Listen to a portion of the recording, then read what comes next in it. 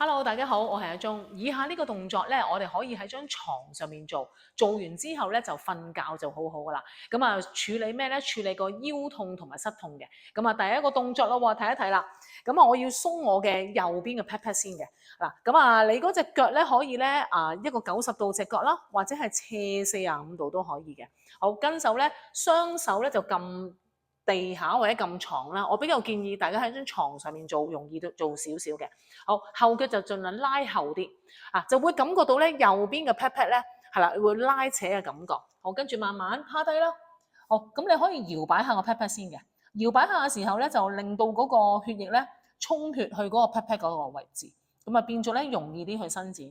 咁啊，如果你話可以再低啲嘅，你可以咧慢慢上下動起兩個拳頭啦，額頭枕住個拳頭都得，一路做。好啦，搖佢幾耐度咧？大概30秒左右啦。咁之後咧就停喺度，係啦，咁就做3次啦，每次大概係20秒左右就可以噶啦。咁啊，做咗呢一個動作咧，令到我哋個腰椎咧會慢慢咧去充血嘅。咁啊，腰椎充血嘅時候咧，腰痛嚟講咧就會少啲，係啦。咁啊，同埋你個盤骨喐得到嘅話咧，個膝痛咧相對嚟講都少啲嘅，同埋好簡易喺張床上面做，做完就瞓覺啦。